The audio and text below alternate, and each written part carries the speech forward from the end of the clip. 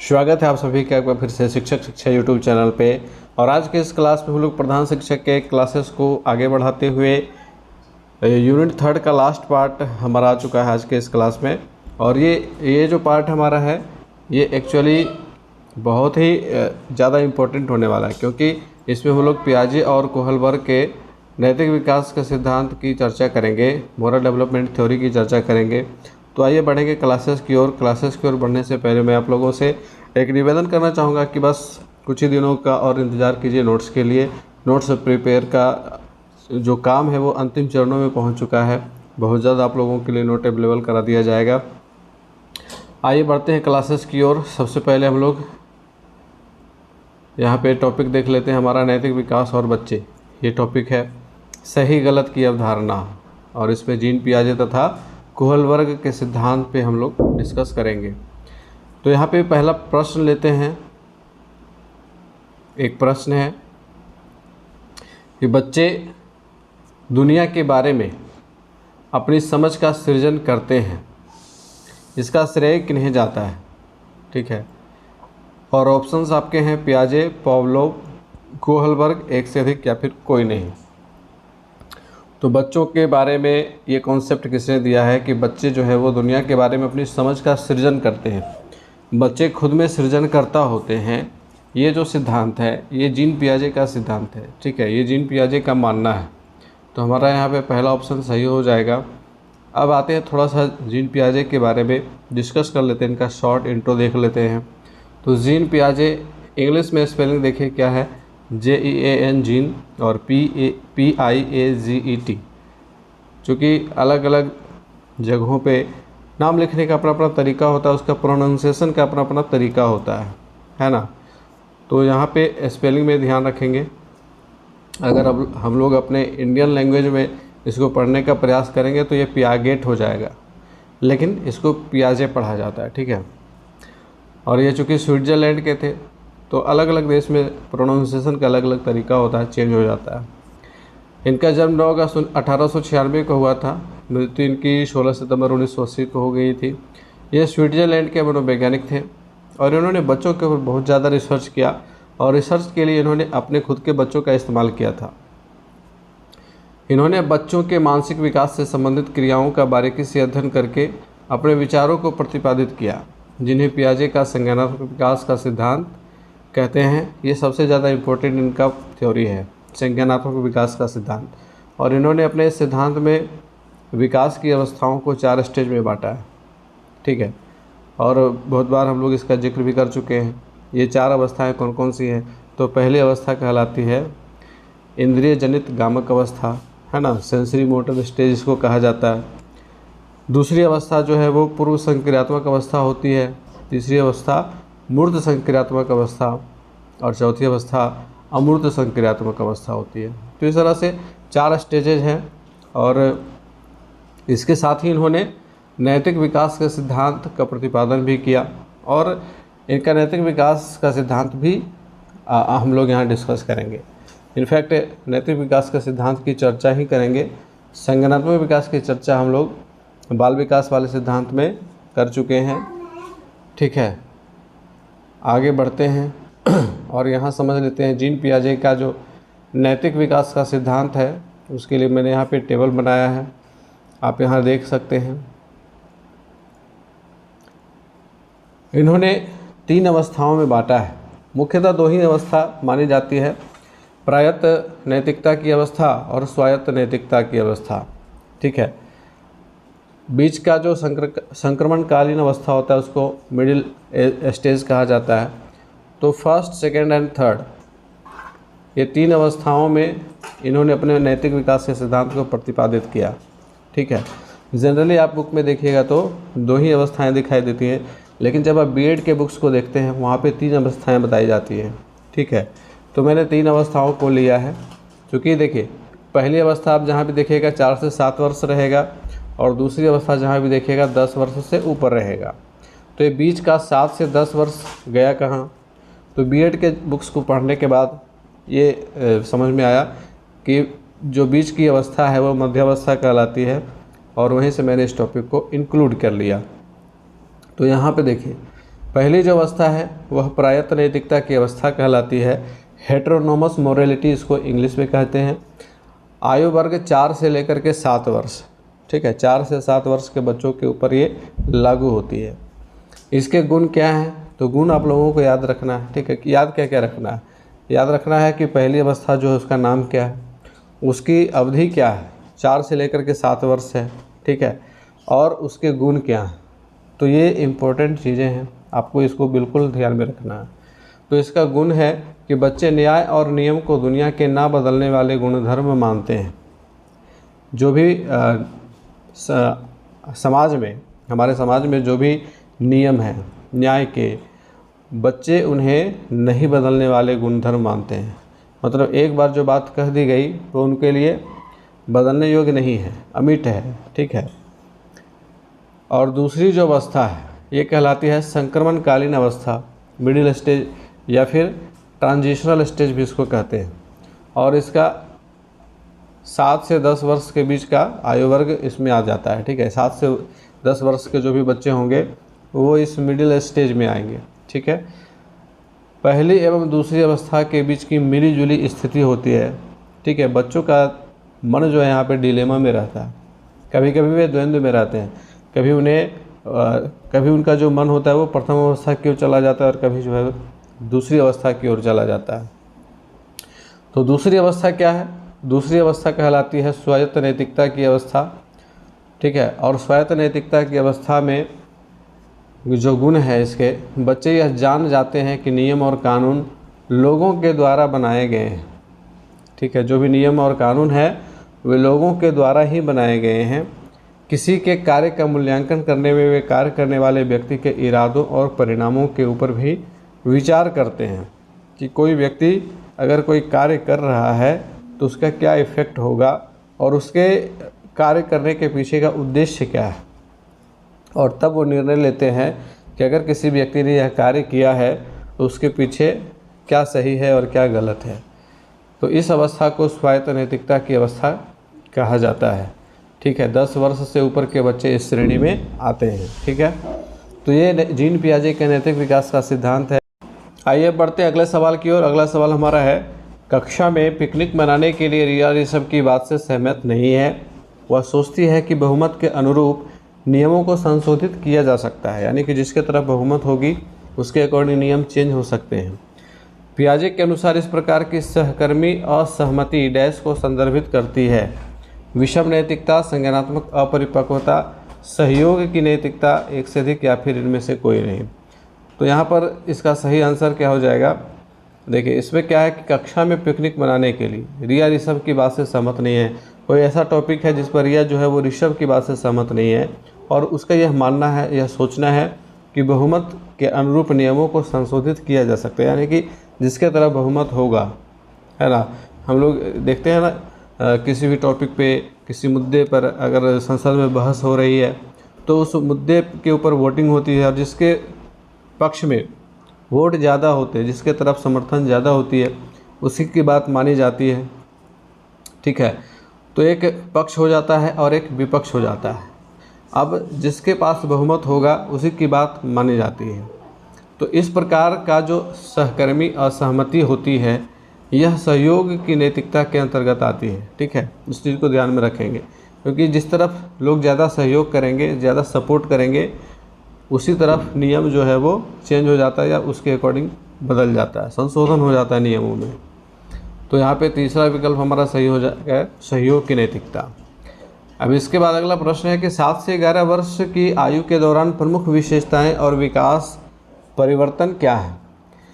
7 से 11 वर्ष की आयु, तो देखिए 7 से 11 वर्ष की आयु, इसमें क्या आ जाएगा? 7 से 11 वर्ष की आयु जो होती है, इनफैक्ट ये जीन पियाजे के संज्ञानात्मक विकास की अवस्था के दौरान जो स्टेजेज हैं जीन पियाजे ने जो दिए हैं, जैसे कि जन्म से लेकर के 2 वर्ष की अवस्था, ये पहली अवस्था होती है जिसको इंद्रिय जनित गामक अवस्था कहते हैं। दूसरी अवस्था 2 से 7 की होती है जिसको हम लोग क्या कहते हैं? पूर्व संक्रियात्मक अवस्था कहते हैं। और तीसरी जो अवस्था होती है वो 7 से 11 की होती है जिसको हम लोग मूर्त संक्रियात्मक अवस्था कहते हैं। और चौथी अवस्था 11 वर्ष से ऊपर होती है जिसको हम लोग अमूर्त या औपचारिक संज्ञानात्मक अवस्था कहते हैं। तो इस तरह से पियाजे के 4 स्टेजेज हैं। अब यहाँ पे जो सवाल पूछा जा रहा है 7 से 11 आयु वर्ग के दौरान, तो 7 से 11 जो आयु वर्ग होता है वो 3rd स्टेज है। पियाजे के संज्ञानात्मक विकास के चरणों का 3रा चरण जो है वो 7 से 11 वर्ष की आयु का है। तो इसके दौरान जो प्रमुख विशेषताएं और विकास में परिवर्तन क्या होती हैं, यानी कि सीधे सीधे ये 7 से 11 वर्ष यानी कि मूर्त संज्ञानात्मक अवस्था में बच्चों का जो फीचर होता है, बच्चों की जो विशेषताएं होती हैं, बच्चों के जो गुण होते हैं, वहाँ से सवाल लिया गया। ठीक है, तो देखिए अलग अलग स्टेज को याद रखना है, उनके फीचर्स को याद रखना है। ठीक है, ये सारे इंपॉर्टेंट टॉपिक्स हैं और इससे रिलेटेड पॉइंट डिस्कस किए जा चुके हैं ना, तो आपको इनको ध्यान में रखना है। तो पहला ऑप्शन कहता है कि इस स्तर पर बच्चे अहंकारी होते हैं और चीज़ों को दूसरे के नज़रिए से देखने के लिए संघर्ष करते हैं। दूसरा है कि उन्हें एहसास होता है कि उनके कार्यों से उनके आसपास की दुनिया में चीज़ें हो सकती हैं। तीसरा है कि उनकी सोच अधिक तार्किक और संगठित हो जाती है, लेकिन फिर भी बहुत मूर्त होती है। अब यहाँ पर देखिए मूर्त शब्द आ गया, और ये जो 7 से 11 वर्ष की अवस्था होती है ये होती है मूर्त संक्रियात्मक अवस्था। ठीक है, मूर्त संक्रियात्मक अवस्था इसको कहते हैं, कंक्रीट ऑपरेशनल स्टेज इसको कहते हैं। तो कंक्रीट से कंक्रीट मिल गया, मूर्त से मूर्त मिल गया, तो ये हमारा विकल्प सही हो जाएगा यहाँ पे। ठीक है, उनकी सोच अधिक तार्किक और संगठित हो जाती है इस अवस्था तक आते आते, लेकिन फिर भी बहुत मूर्त होती है, अमूर्तता उतनी ज़्यादा नहीं होती है। अमूर्त अवस्था किस स्टेज में जाकर के 4थी अवस्था में होगी। ठीक है, तो यहाँ पे तीसरा विकल्प हमारा इस तरह से सही हो जाएगा। अगला प्रश्न है, जीन पियाजे के नैतिक विकास के सिद्धांत की किस अवस्था के अनुसार बच्चे नियमों को दुनिया के ना बदलने वाले गुणधर्म मानते हैं। तो अभी हम लोगों ने डिस्कस किया था कि जो पहली अवस्था होती है जिसको प्रायत नैतिकता की अवस्था कहते हैं, इस अवस्था में 4 से 7 आयु वर्ग के बच्चे जो होते हैं ये ऐसा मानते हैं कि हमारे समाज के जो नियम हैं, हमारे समाज के जो कानून हैं, वो दुनिया के ना बदलने वाले गुणधर्म हैं, यानी कि जिसे इस तरह से बनाया गया है जिसे कोई नहीं बदल सकता है। ठीक है, तो पहला विकल्प हमारा यहाँ पे सही है। अगला प्रश्न है कि एक बच्चे को लगता है कि जानबूझकर तोड़े गए कप की तुलना में हादसे में 12 कप टूटने की घटना ज़्यादा बुरी है। अब जैसे इसको इस तरह से समझिए कि एक बच्चा है जिसने एक कप को जानबूझ के तोड़ दिया, वहीं एक बच्चा है जो कप को उठा करके एक जगह से दूसरी जगह रख रहा था। ठीक है, और उससे दुर्घटना हो गई और 12 कप उससे टूट गई। तो एक तरफ बच्चे ने जानबूझकर तोड़ा, ठीक है, बच्चे ने जानबूझकर गलत कार्य किया। ठीक है, जानबूझकर गलत कार्य किया, और दूसरी तरफ है बाय मिस्टेक इंसिडेंट हुआ। ठीक है, बाय मिस्टेक, यहाँ पे राइटिंग बहुत गड़बड़ हो जाती है इस पेन से, बाय मिस्टेक इंसिडेंट हुआ।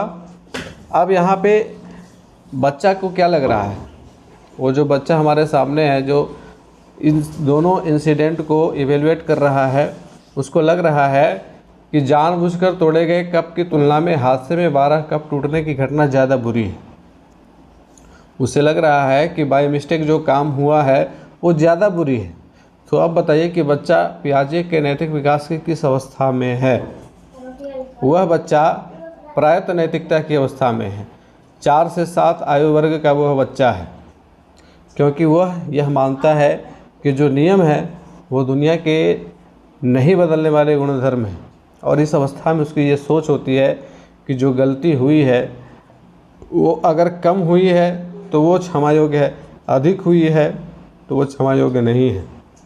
ठीक है, अब एक कप टूटा इधर और इधर टूट गया 12 कप, है ना। तो एक कप टूटने की तुलना में 12 कप टूटना ज़्यादा बुरा है, लेकिन वह यह नहीं समझ पा रहा है कि इस एक कप को जानबूझकर तोड़ा गया है और इस 12 कप को अनजाने में तोड़ा गया, बाय मिस्टेक टूट गया है। अब अगर वो ये इवेल्युएट करता कि ये घटना ज़्यादा बुरी है, ठीक है, ये घटना बुरी नहीं है क्योंकि इसको डेलिबरेटली नहीं किया गया, जानबूझ करके नहीं किया गया, वो अनजाने में हो गया। तो अनजाने में किसी से भी गलती हो जाती है, हम लोग ऐसा मानते हैं। तो ये अवस्था कहाँ चली जाएगी? स्वायत्त नैतिकता की अवस्था में चली जाएगी। ठीक है, 10 वर्ष से ऊपर के बच्चे इस श्रेणी में चले आएंगे। ठीक है, तो इस चीज़ को क्लियर कर लेंगे। ये हमारी प्रायत्त नैतिकता की अवस्था होती है। ठीक है, पहला विकल्प हमारा यहाँ पे सही है। अगला प्रश्न है कि बच्चों के बौद्धिक विकास की 4 विशिष्ट अवस्थाओं की पहचान किसके द्वारा की गई है?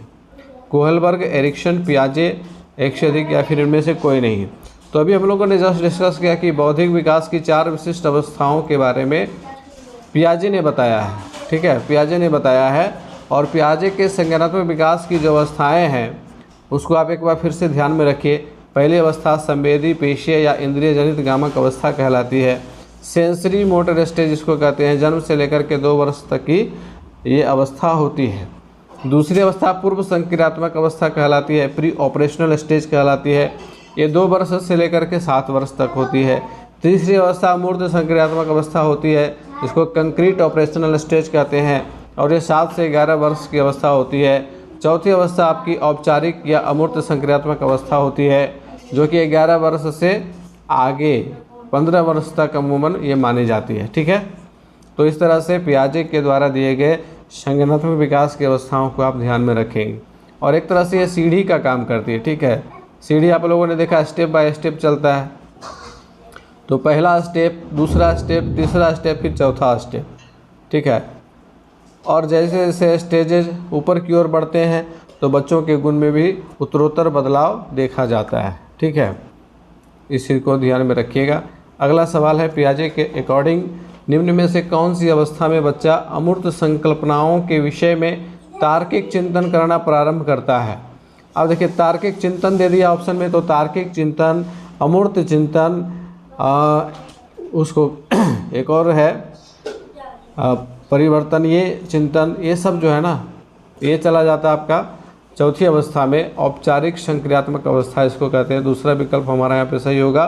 11 वर्ष एवं इससे ऊपर के जो बच्चे होते हैं उनके अंदर तार्किक चिंतन की कल्पना जो है वो शुरू हो जाती है। वो तार्किक चिंतन करना शुरू कर देते हैं, क्रिटिकल थिंकिंग उनको समझ में आने लगती है। ठीक है, कोई चीज़ सही है या फिर गलत है, गलत है तो क्यों गलत है, सही है तो क्यों सही है।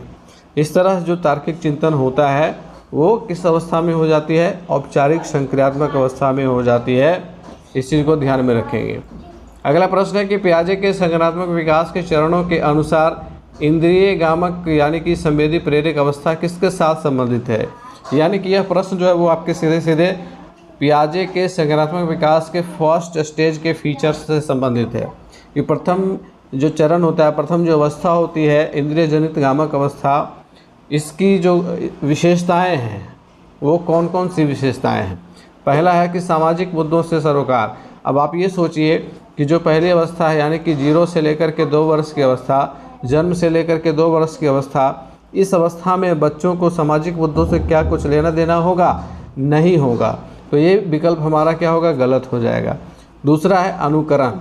अनुकरण का मतलब बड़े को देख करके छोटे जो बच्चे हैं वो उसी तरह की काम, उसी तरह के कार्य को करते हैं, तो उसको कहते हैं हम अनुकरण करना। जैसे आप बच्चे को देख करके हंसेगा तो बच्चे भी हंसेंगे, आप अगर कुछ ताली बजाइएगा तो बच्चे भी ताली बजाएंगे। ठीक है, तो ये अनुकरण की जो बात होती है। दूसरा है स्मृति। स्मृति का मतलब याद कर लेना, ध्यान में रख लेना। ठीक है, जो छोटे बच्चे होंगे वो अगर किसी चीज़ को एक बार देखते हैं तो उनको उसके बारे में स्मृति होने लगती है। और तीसरा है मानसिक निरूपण यानी कि स्कीमा का निर्माण। तो ये दूसरी अवस्था सही है यहाँ पे इस प्रश्न के अकॉर्डिंग। ठीक है, इंद्रिय जनित गामक अवस्था में अनुकरण, स्मृति और मानसिक निरूपण के गुण देखे जाते हैं। तीसरा विकल्प है तार्किक रूप से समस्या समाधान की योग्यता, ये चौथे स्टेज में देखी जाती है। ठीक है, अगला सवाल है संज्ञानात्मक विकास निम्न में से किसके द्वारा समर्थित होता है? जितना संभव हो उतनी आवृत्ति से संगत और सुनियोजित परीक्षाओं का आयोजन करना। तो परीक्षाओं के आयोजन से संज्ञानात्मक विकास का कोई लेना देना है नहीं। दूसरा है उन गतिविधियों को प्रस्तुत करना जो पारंपरिक पद्धतियों को सुदृढ़ बनाती हैं। ये भी सही विकल्प नहीं है। तीसरा है कि एक समृद्ध और विविधतापूर्ण वातावरण उपलब्ध कराना, ये सबसे बेहतर विकल्प है। इस संज्ञानात्मक विकास एक समृद्ध और विविधतापूर्ण वातावरण उपलब्ध कराने से समर्थित होता है। बच्चों का जो कॉग्निटिव डेवलपमेंट है उसके लिए उसे समृद्ध और विविधतापूर्ण वातावरण की उपलब्धता सबसे ज़्यादा ज़रूरी होती है। तीसरा विकल्प हमारा यहाँ पे सही हो जाएगा। अगला सवाल है कि पियाजे के सिद्धांत के अनुसार निम्न में से कौन सा व्यक्ति के संज्ञानात्मक विकास को प्रभावित नहीं करता है? भाषा, सामाजिक अनुभव, परिपक्वन, एक से अधिक या फिर कोई नहीं। तो देखिए, पियाजे के सिद्धांत के अकॉर्डिंग जो है ना, व्यक्ति के संज्ञानात्मक विकास को प्रभावित करने वाला फैक्टर कौन सा नहीं है, तो वो है भाषा। ये मानते थे कि भाषा जो है वो संज्ञानात्मक विकास को प्रभावित नहीं करती है। ठीक है, इस चीज़ को ध्यान में रखिएगा। और यहाँ पे हमारा पियाजे से रिलेटेड क्वेश्चन समाप्त होते हैं। आपको यहाँ तक क्लास कैसा लगा है ये हमें कमेंट करके ज़रूर बताइएगा, और अच्छा लगा तो लाइक ज़रूर कीजिएगा। अपने अधिक से अधिक साथियों तक शेयर भी कर दीजिए क्लास को, ताकि उन लोगों को भी इसका बेनिफिट मिल सके। और चैनल पे नए तो सब्सक्राइब कर लीजिएगा।